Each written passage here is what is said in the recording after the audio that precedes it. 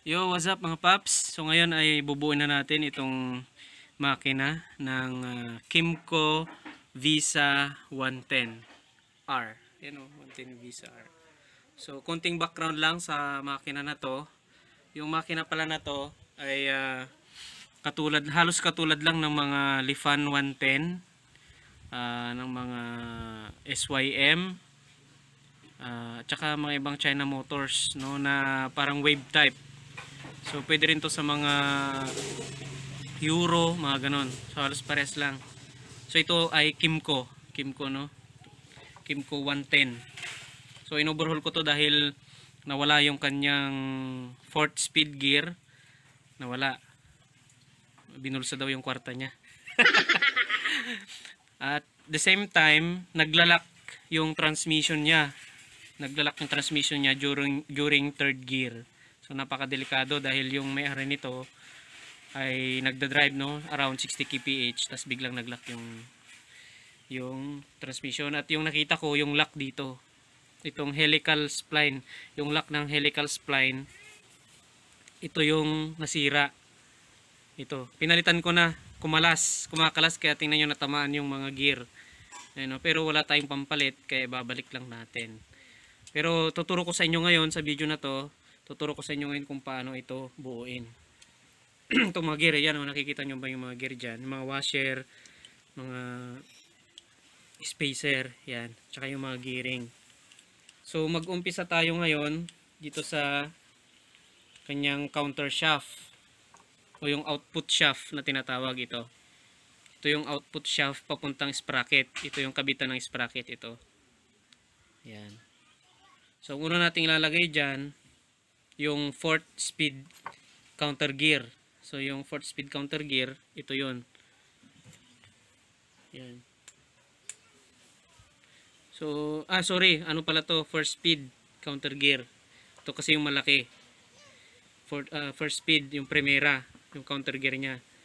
Kasi yung segunda, nandito lang. Built-in na yan, hindi na yan binabaklas, nandito lang yan. So, una nating ilalagay ito. Pero bago yan ilagay, lalagyan muna natin ng yan. Yung parang bushing niya dyan. Punasan lang natin. Then after nyan, itong gear na to, no? So, itong gear na to, may malalim, may mababaw. So, itong mababaw ang nakaharap dapat dito. Dito sa hub. Yan, ganito. Ganyan. Itong malalim, ito yung nakaharap dito sa labas. Tapos, mayroong spacer dapat ito sa labas. So, makikita nyo maraming klaseng spacer dyan. Yan. So, itong pinakamalaki at pinakamalapad yung ilalakay natin. Yan, oh. So, tingnan nyo, mas malapad tong isa. Ito yon. Tsaka makapal. Itong isa naman manipis. Ito para dito sa ano to, sa kick. Spacer to ng kick pag nilagay na natin mamaya. Dito. Yan. Tapos, dito na yung lagay ng bearing. Yung bearing na nandito. Ito na yung didikit dito mamaya. So, okay na to. May spacer na. Tapos, baliktarin natin. Yan. Ngayon, dito naman tayo maglalagay. So, unang ilalagay natin dyan ay itong spacer na maliit. Malapad tsaka malaki yan eh. So, yung ilalagay natin dito, yung maliit. Ayan. So, special washer ito dahil may lock siya. Tapos, isusunod natin ngayon itong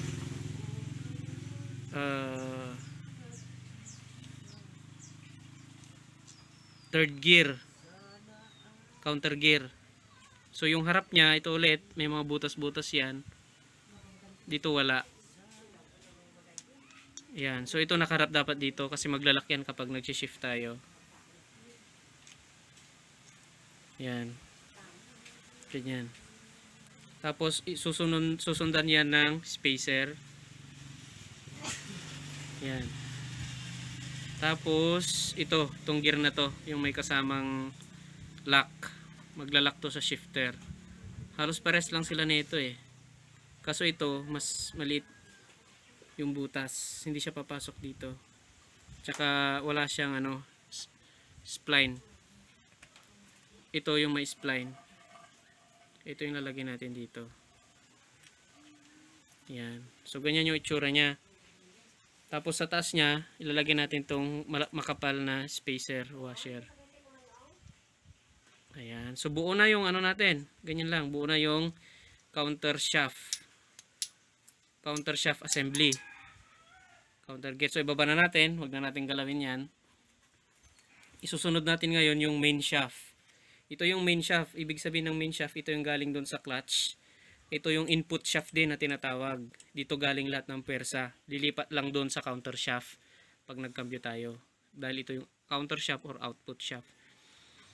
So dito mas simple lang to. Ito nga yung pinalitan ko na lock.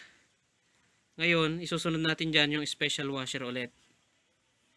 At yung nakita kong washer kanina nilagay dito, ordinary washer lang, walang lock. Kaya tinanggal ko na. So ilalagay natin yan. Malaking bagay kasi itong lock washer. Kasi pag kumalas itong lock, kung sakali lang, maglalak pa rin itong washer dito. Hindi tulad nung nilagay nila na ordinary lang, iikot yun. Tapos, itong may butas-butas ulit, itatapat natin ulit dito. Ganyan. So, ayan na. Kompleto na. So, ganito yan. Pagka nakalagay. Ito yung first speed gear, second speed gear, third speed, fourth speed. So, ito naman yung counter gear nila. So, first speed counter gear, second speed counter gear, third speed counter gear, fourth speed. So, mas malit yung ratio, gear ratio. So, pag fourth speed kaya mabilis. Ito naman pag first speed, mataas yung gear ratio. Ayan, so yung gear ratio, yung kung ilan yung ngipin dito tsaka dito. Next, ito naman yung shifter natin, yung shift drum. So, hindi na nakakalas to, ganyan na yan. Pero may dalawang dulo yan. Ito yung nakaharap dito. Ito yung ibabaw natin doon. So, sa paglalagay, ilalagay na natin. Ito yung pagsasabay natin, yung counter shaft at saka ito. So, may dalawang shifting fork. Uunahin natin itong bandang ilalim. Ito yung ilalagay natin dito. Bandang ilalim. Ayan. Tapos, saka na natin ilagay. Yan, ikot lang natin na medyo mataas. Yan. Silagay na natin. So, pagsabayin nyo yan. Kahit silang dalawa lang ang pagsabay. Yung ibang transmission kasi, kailangan tatlo sabay-sabay. Ito, medyo mahirap kaya dalawa lang yung ilalagay natin. Ayan. So, itong lock ng shifter, kapag naka-neutral na, dyan dapat nakadikit dito. Tapos, ito yung isusunod natin. I-slide na lang natin to. Ito iwas natin dito sa gilid. Sa mas mataas na part. So, ikutin natin tong shifter. Itataas natin tong shifting fork. Dapat nasa taas siya. Yan. Dito siya dapat sa taas para madaling ipasok.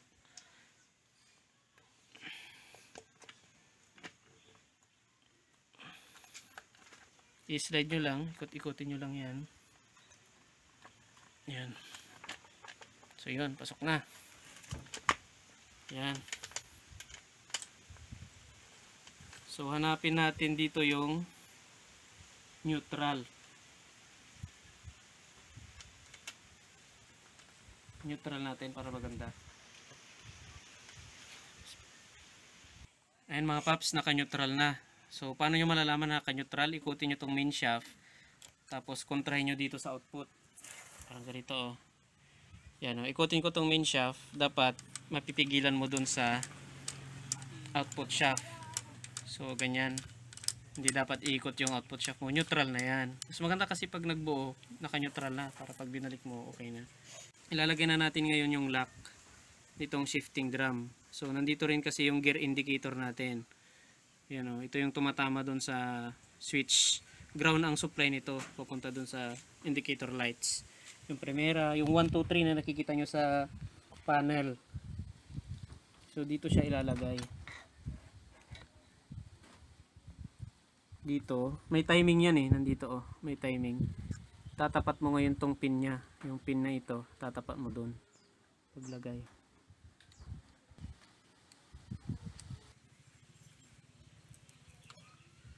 So yan, higpitan lang natin ng konti.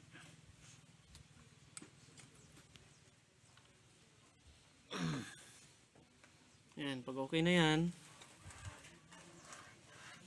okay na, taiga lang natin.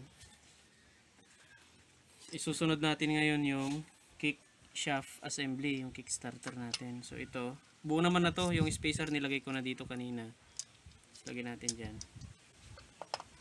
Maganda dito habang binubuo nyo din, nilalagyan nyo ng kaunting oil yung mga bearing. Yan, nalagyan ko na kanina kaya medyo So okay na to. Okay na yan.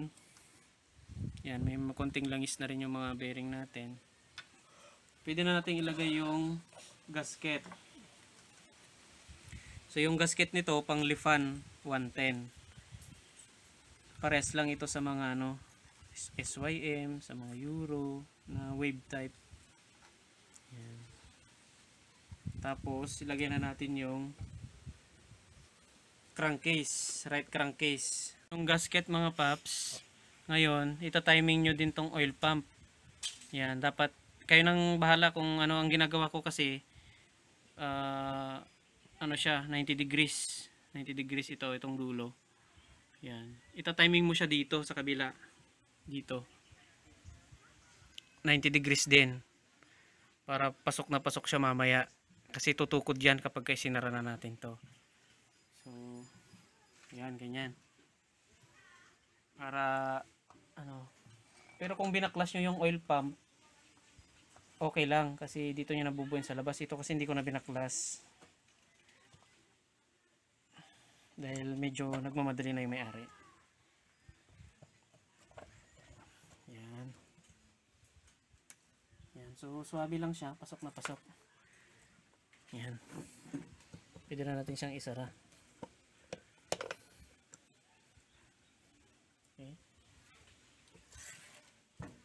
So ilalagay na natin yung mga bolt dito sa kabila.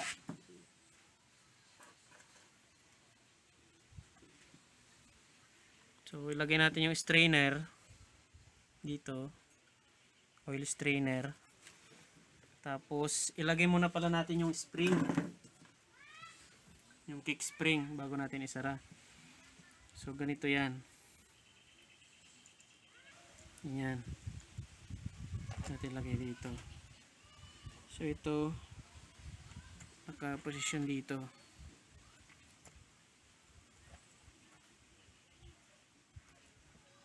Ito siya nakalagay.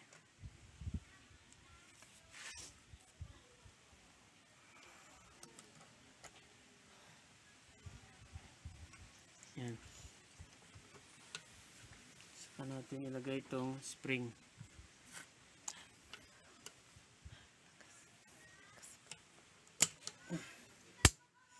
Yun. Saka natin lubog to. Yun. Tapos mayroon pang natirang snap ring ay lock. So lalagay na natin yung lock dyan.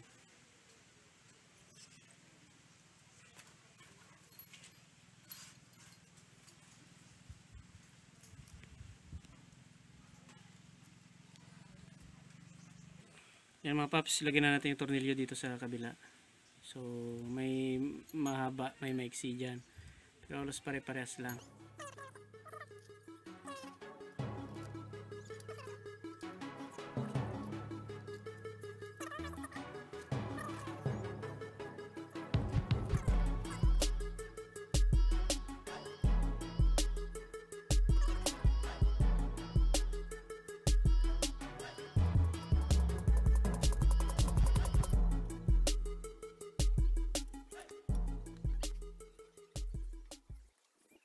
So ilalagay na natin mga paps ngayon yung mga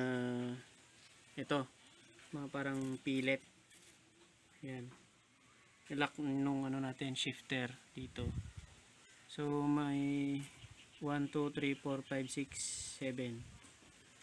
So una nating lalagay yung mga mahahaba. Ito ang isa maiksi dahil dito yan sa ano, mababaw. So, unahin na pala natin yung maiksi. Yan o, mababaw. Tapos itong mahahaba dito sa malalalim. Yan.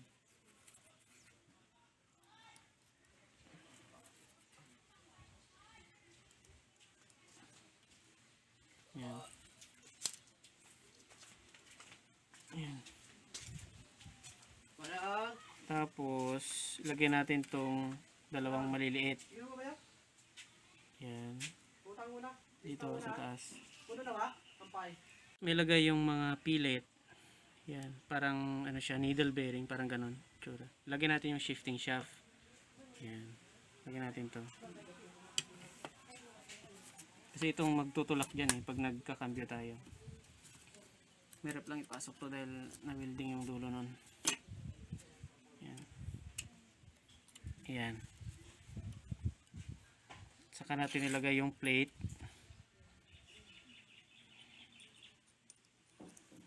Tapos lagyan natin yung star. Hugis star eh.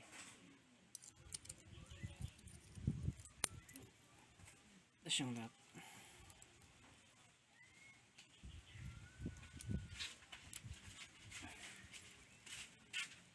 Hindi natin i-shoot yung ano.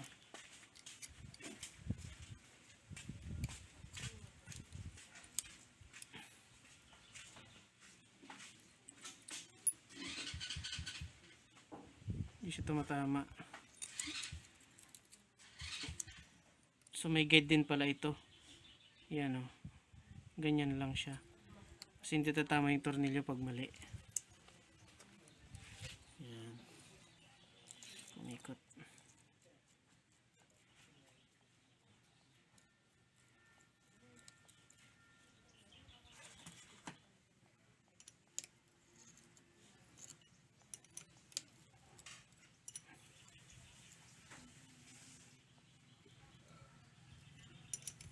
Yan natin higpitan yan pagka ano.